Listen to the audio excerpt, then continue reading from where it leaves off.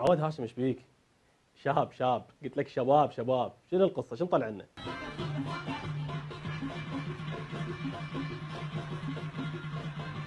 ها قصدك هو هذا شاب.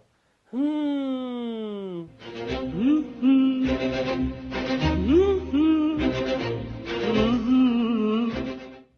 بعد حق السيد من يحكي يابا، والله حقه.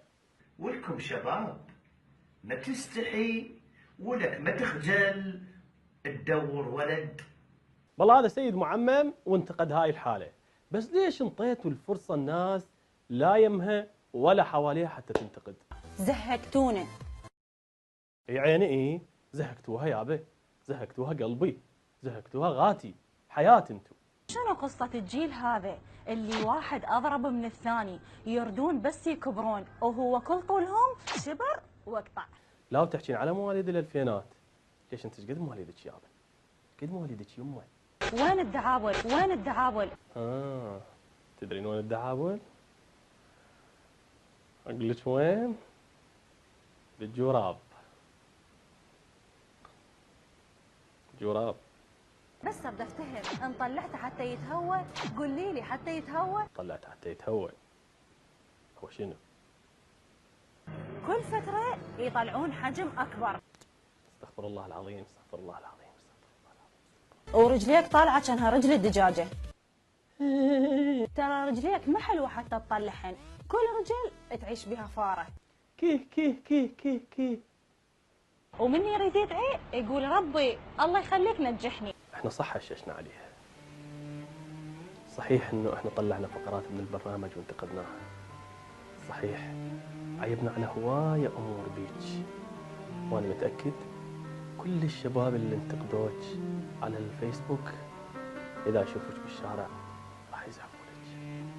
بس انت تستاهلين، انت تستاهلين، وانت جبتيها الناس. ايش ورطتك بهاي الشغله؟ بس قولي لي منو قنعك وقال لك تعالي قدمي برنامج تحشيش. برنامج التحشيش يعني فيس ماكو واحده تقدم برنامج هيك. بنات مخليات مكياج، شنو بنات مخليات؟ اوكي وبعدين يعني لازم يكون عندك رياكشن. اوكي رياكشن يعني ما تعرفين شو رياكشن، يكون عندك رده فعل، ولا اكيد حتى باللغه العربيه ما تعرفون يعني اللي يقول بنطلون باعي. لازم تحركين وجهك من تحكين، حركي ضوجي فرحي لعب باذنك باي شيء، المهم انه شويه كره فعل يعني، لا تكونين جامده. زين بعدين انت ليش والله جديات انا مقهور عليك صراحه، مقهور عليك لان انت ورطتي نفسك او ورطوك. يعني انت لو عندك شويه ثقافه كان قدرت تعلقين على الاعداد اللي مكتوب، بس انه انت ما مشتغله وما عندك اي ثقافه بالموضوع ولا المام بالموضوع، شو يجيبوا لك تقرين. بعدين برنامج مبين تلزيق يا عيني، مبين تلزيق ومبين شال على قلبه للكادر، كل كلمتين ومخلي لك فيديو، كل كلمتين ومخلي لك فيديو، مبين تلزيق وشال على قلبهم. كافي كافي كافي كافي، بس انت تستاهلين. هسه راح نعوف شويه او نطلع شويه من الكذب ونروح الى اشياء من الواقع. انا اللي راح اضربك وانا اللي راح اذيك من طرفهم. من طرف شنو راح يصير بيه؟ كل شيء يصير بيك. شنو اللي يصير إيه. مثلا؟ كل شيء يصير بيك.